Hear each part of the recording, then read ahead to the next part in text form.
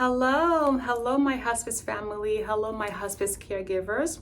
How's everybody doing today?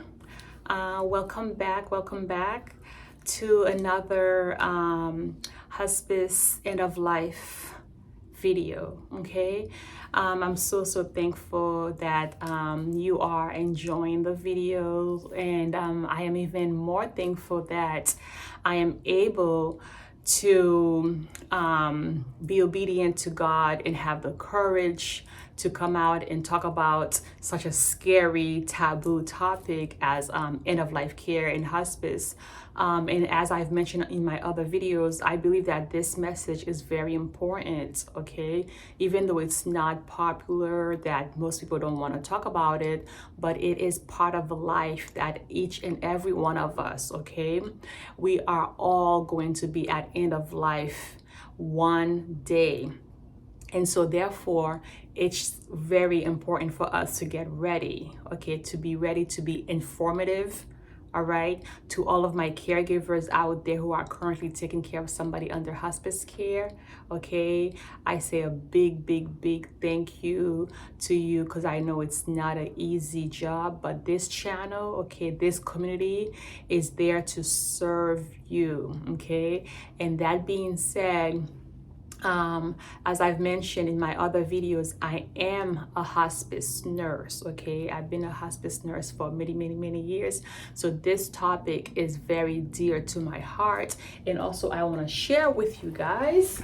Okay, hold on. I want to share with you guys also, I do have a book, okay? I wrote a book and it's on Amazon right now, okay? If you would like to go pick a copy, I think it would be very much of a blessing to you, to your family, to your loved ones, okay? Especially now that the holiday season is coming up.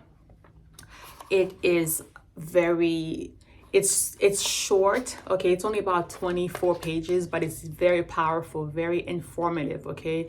And it talks about hospice. It's an introduction to end of life care, what to expect, okay? Now that being said, let's get to the video.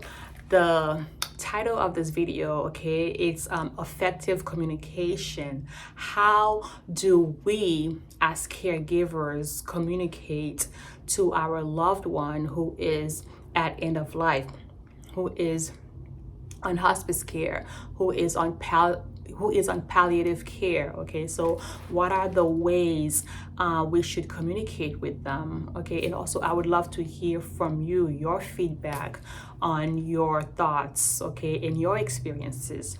Now, the way we communicate with somebody who is at end of life is basically the same way as you would communicate with your friends, with your coworkers, with a loved one, with anybody else. And the most important thing is we need to listen. We need to listen and respect their wishes, okay? Now, it could be as simple as, say, you know, I want to have ice cream for dinner, all right? Or it could be as complex as when I cannot eat anymore, when I'm not able to swallow, okay? I do not want a G-tube down my throat, okay? So you see, communicating with somebody who's at end of life, it is crucial because while they are still alert and oriented, we want to make sure that they are taking a huge part, okay? They are involved with how the end should look like, because everybody is different.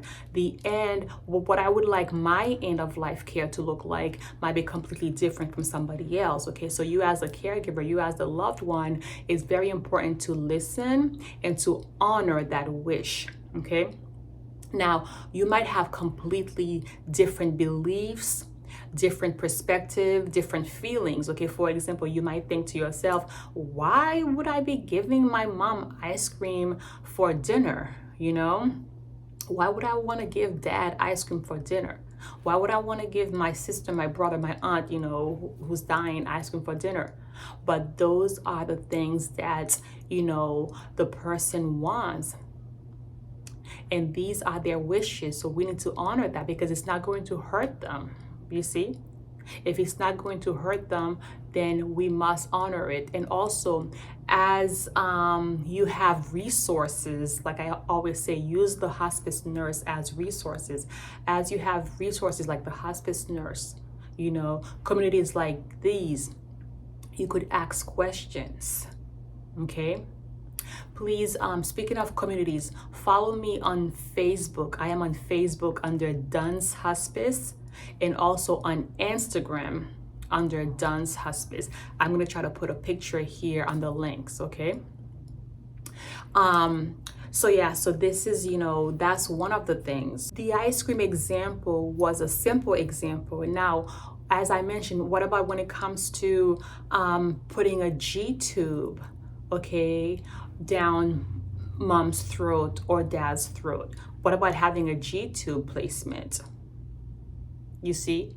Now, what if, for example, let's switch it. What if dad, okay, does not want a G-tube when he can no longer eat by himself or swallow? What if before he became, unable to make decisions, before the healthcare proxy was invoked, dad told you specifically, he communicated with you and said, my daughter, I do not want a G-tube. And then fast forward a few years from now, okay, now you are the healthcare proxy, okay, you have the final say. And you, in the back of your mind, you believe that dad should have a G-tube because you think that if dad is not eating or drinking, then that means dad is suffering. Okay, what do? See, these are kind of the difficult questions, okay? Difficult ways to communicate. Because now it's like your communication, your beliefs is going up against dad's beliefs, dad's wishes. Okay? And so that's why it's good to be in a community like these so that we can talk about things like that. Okay? Or another example, what if, mom has a DNR form, okay, and mom says that she wants to be full code, meaning she wants, chest compression. But then fast forward a few years, where, mom is very fragile, mom has lost a lot of weight, okay, and you as a caregiver, you learn a bit more about how it is to take care of your loved ones, and you decide that I want to put mom, under hospice care and make mom a DNR, do not resuscitate, meaning no CPR, no chest compressions. Okay, so then it's like, what about all of these feelings that might rise up as a caregiver saying, well, mom told me she wants CPR, but now I know that, having CPR for mom is not the best. It's going to cause more harm than good. What do I do? You see? How do I communicate that to the rest of my family members? Okay, you as a primary caregiver. All right. Another thing regarding communication also that comes to my mind is privacy. You see, how much to share with other family members regarding mom or dad's illness.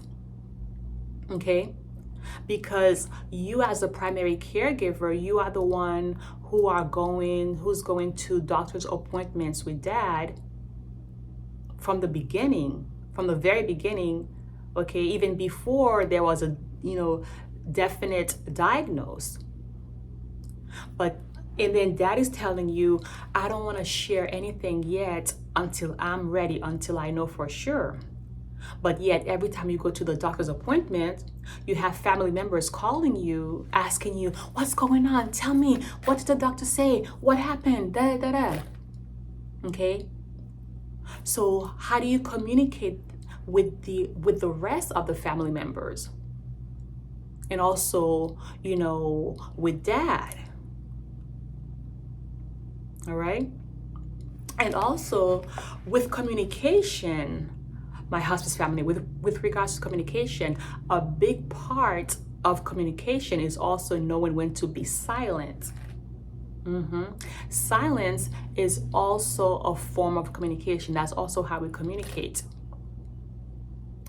I was watching this video, okay, and the person in the video, okay, he says that to be in a room, okay, with somebody else, to be in a room with somebody else and to be silent at the same time and not feeling awkward, that's powerful. Okay, that's powerful. Now think about it. Oftentimes when we are in a room with somebody, okay, like in a small closed area with somebody, we feel that we need to talk, all right? Not really realizing that there's a lot of power behind being silent, keeping silence, okay?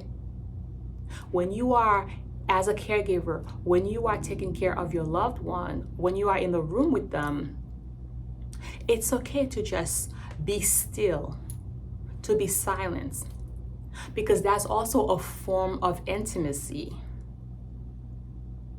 You see what I mean, my hospice family? So just holding their hands, validating their presence without saying a word could also be a strong form of communication.